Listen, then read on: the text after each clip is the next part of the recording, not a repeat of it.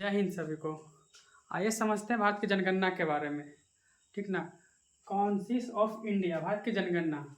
भारत की जनगणना जनगणना बहुत पुराना है। ठीक ना, बहुत पुराना है। तो यहाँ पे वही लिखा हुआ, भारत की जनगणना इतिहास का काफ़ी पुराना है, जिसमें जेम्स प्रिसेप्स वैज्ञानिक था। जेम्स प्रिसेप्स के द्वारा इलाहाबाद में वर्ष 1824 में सबसे पहले करवाया गया था। पहला 1824 में कहाँ पे? इलाहाबाद में। किसके द्वारा? जेम्स प्रिसेप्स के द्वारा। अगला, ठीक ना, इन्हीं के द्वारा, जेम्स प्रिसेप्स के द्वारा बनारस में कराया गया था 1827-28 की ईस्वी में। कब कराया गया था? 27-28 में। देखिए, तो ये पुराना इतिहास में है कि भारत का पहली जनगणना जो इतिहास में माना जाता है पुराना, वो कब है? तो 1824 में। और बनारस में कब किया था? 1827 से 28 में कराया गया था। किसके द्वारा कराया गया था? जेम्स प्रिसेप्स के द्वारा। ये काफी पुराना, लेकिन ये किसी एक पार्टिकुलर शहर पर था। ठीक ना, तो इसको याद रखिएगा। आगे देखिए, भारतीय शहर का देखिए, ये इलाहाबाद था, बनारस था, लेकिन ये संपूर्ण नहीं हुआ था। आगे अब पूछेगा कि भारतीय शहर की पहली संपूर्ण जनगणना, कोई भी एक शहर की संपूर्ण जनगणना कब हुआ था? 1830 में। कब हुआ था? 1830 में हुआ था। और कौन करवाया था? तो हेनरी वाल्टेयर। कौन करता? हेनरी वाल्टेयर कराया था। वो कहा गया था? ढाका में। किस शहर में कराया था? ढाका। देखिए, मोस्ट इंपॉर्टेंट, इसको पूछा जा सकता है कि भारत का एक शहर की संपूर्ण जनगणना किस शहर का करवाया गया था? तो ढाका। किस कराया गया था? ढाका, जो अभी बांग्लादेश में है। देखिए 1830 का है, उसमें बांग्लादेश भारत में ही था। ठीक ना, बांग्लादेश भारत में था। तो संपूर्ण मतलब भारत का एक शहर का संपूर्ण जनगणना किस शहर में करवाया गया था? ढाका में करवाया गया। किसके द्वारा करवाया गया था? तो हेनरी वाल्टेयर के द्वारा। इसीलिए भारत की जनगणना का जनक किसे कहा जाता है? हेनरी वाल्टेयर का कहा जाता है। ठीक है, इसको याद रखिएगा। आगे देखिए, अब अगर ये क्या है, भारत का 1872 में भारत में पहली जनगणना करवाया गया। ये ब्रिटिश सरकार का मतलब ब्रिटिश भारत का संपूर्ण भारत में करवाया गया था 1872 में। कब करवाया? 1872 में। किसके शासनकाल में कराया गया था? लॉर्ड मियो के काल में करवाया गया था। लॉर्ड मियो काल में करवाया गया था। यह जनगणना पूरा नहीं हो पाई, लेकिन ये भारत में पहली बार संपूर्ण भारत में हुआ था। कहा था? संपूर्ण भारत में। देखिए, जब ऊपर देखे हैं, वो किसी शहर मतलब शहर है जो इलाहाबाद बनारस है। इलाहाबाद में कराया गया था 1824 में कराया गया था, और बनारस में 1827 से 28 के बीच में कराया गया था। लेकिन किसी एक शहर का संपूर्ण जनगणना किसमें कराया गया था? ढाका में कराया गया था। किसके द्वारा करवाया गया था? तो हेनरी वाल्टेयर के द्वारा करवाया गया था। लेकिन यही क्या, 1872 जो है, ये पूरा ब्रिटिश भारत में करवाया गया था, संपूर्ण ब्रिटिश भारत में करवाया गया था। किसके द्वारा करवाया गया था? लॉर्ड मियो के द्वारा। लॉर्ड मियो के द्वारा करवाया गया था। कब? 1872 में करवाया गया था। इसी कारण इसको भारत का प्रथम जनगणना भी कहा जाता है। इसको याद रखिए, भारत का प्रथम जनगणना कब हुआ था? 1872 में हुआ था। और किसके शासन काल में था? लॉर्ड मियो के समय में हुआ था। किस समय? लॉर्ड मियो के समय में हुआ था। ये भारत संपूर्ण भारत का पहला जनगणना है। और ये सब क्या, एक पार्टिकुलर शहर पर है। ठीक ना, लेकिन शहर पे हुआ था, ये संपूर्ण नहीं हो पाया। लेकिन पहला संपूर्ण शहर कौन बना था? ढाका। और कौन करवाया था? हेनरी वाल्टेयर 1830 में करवाया था। ठीक है, इसको याद रखिएगा। संपूर्ण भारत का पहला जनगणना का हुआ था 1872 में हुआ था। किसके शासन काल में था? लॉर्ड मियो के शासन काल में हुआ था। इसीलिए इसको भारत का संपूर्ण भारत का प्रथम जनगणना कहा जाता। लेकिन ये क्या रह गया?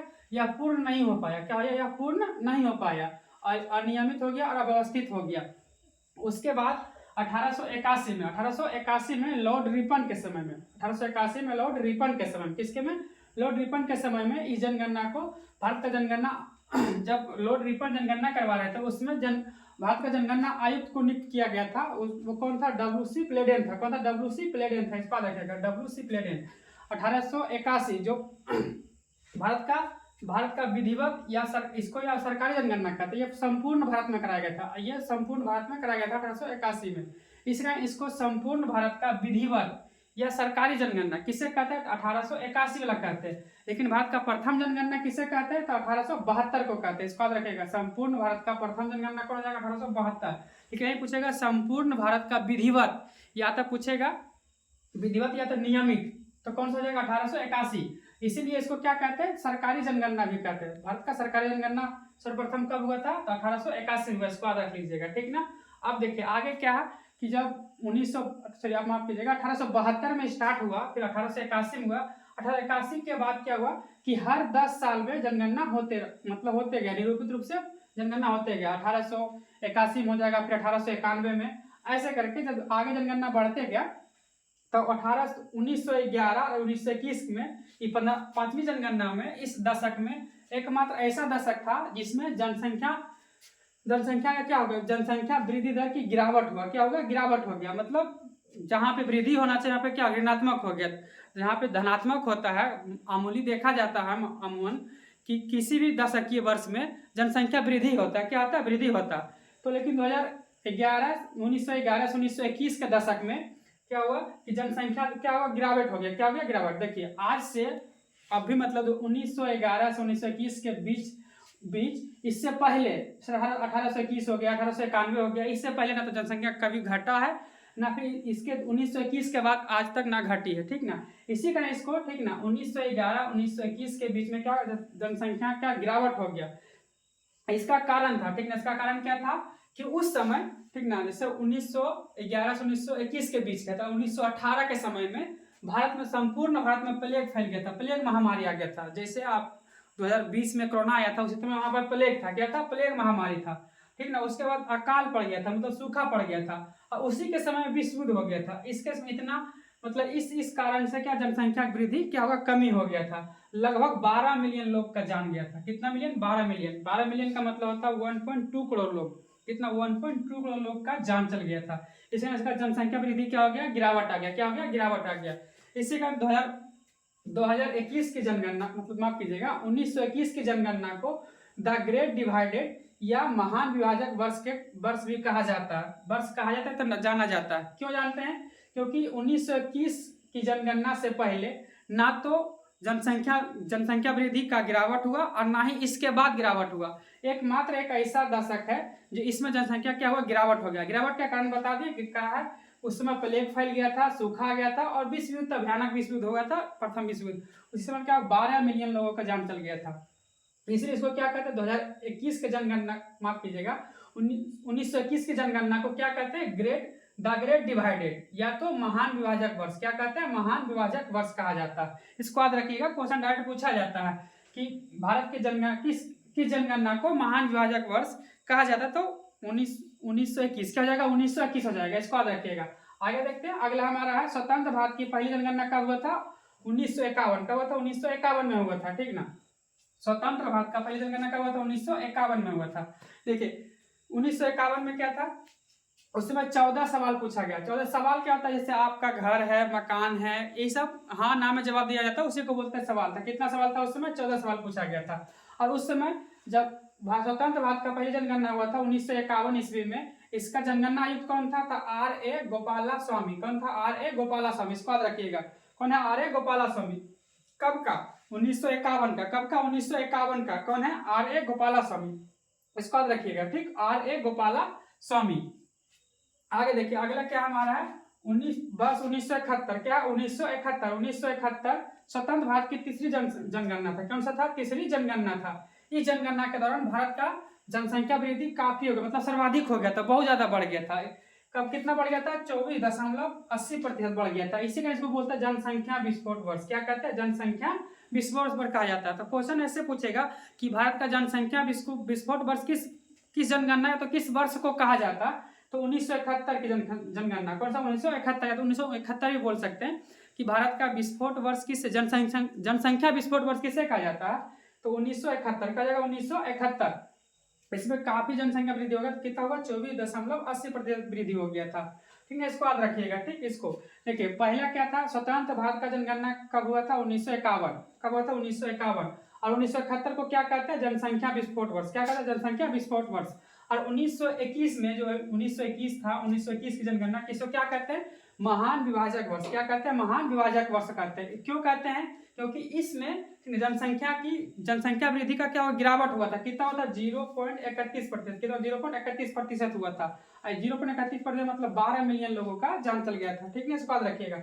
अब आगे देखेंगे, 1971 का जाएगा जनसंख्या विस्फोट वर्ष कहते हैं। क्या कहेंगे इसको, जनसंख्या विस्फोट वर्ष कहेंगे इसको, ठीक ना। आगे क्या देखिए, अब पूछेगा कि जो हमारा जनगणना होता है, भारत में जनगणना होता है, वो संविधान के किसके अंतर्गत रखा गया, कहाँ रखा जाता है। मतलब तो संविधान के 7वीं अनुसूची में, कौन सा अनुच्छेद में, 7वीं अनुसूची में है।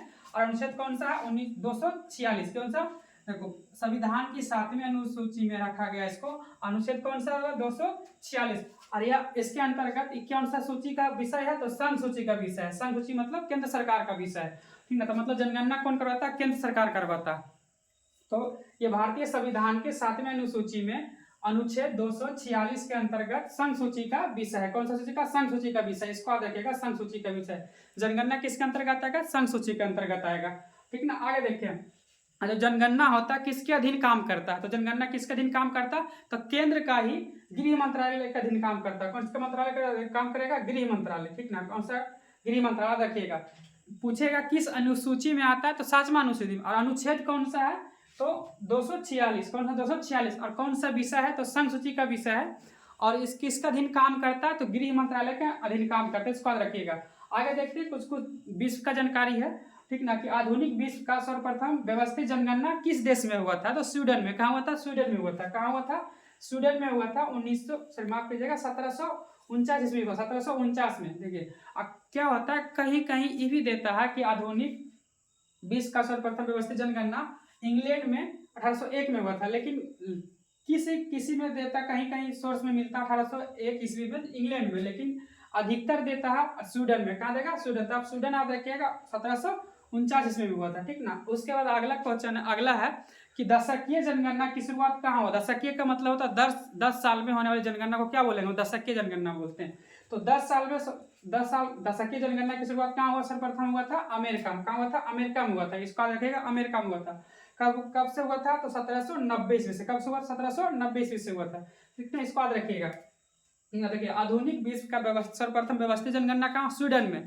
और दशकीय जनगणना कहाँ शुरुआत कहाँ हुआ था? अमेरिका में। कहाँ हुआ? अमेरिका में हुआ। ठीक है, इसको याद रखिएगा। देखिए, एक मेन इंपोर्टेंट क्वेश्चन यहाँ पे है कि भारत की राष्ट्रीय जनसंख्या नीति, क्या जनसंख्या नीति 2000 ईस्वी के अनुसार, मतलब 2000 में इसका नीति बनाया गया कि ईस्वी के अनुसार वर्ष 2045 तक जनसंख्या का स्थिरता का लक्ष्य रखा गया। स्थिरता का मतलब होता है कि मतलब उतना वृद्धि नहीं होना है जितना होने चाहिए। ठीक ना। मतलब स्थिरता की अस्थिर हो जाएगा। अस्थिर का मतलब होगा कि कम वृद्धि, मतलब कुछ % में वृद्धि होगा, उसी को बोलते हैं स्थिरता का। स्थिरता का जैसे अभी क्या जनसंख्या विस्फोट जो वर्ष था, इसमें कितना वृद्धि हो गया? 24% वृद्धि हो गया।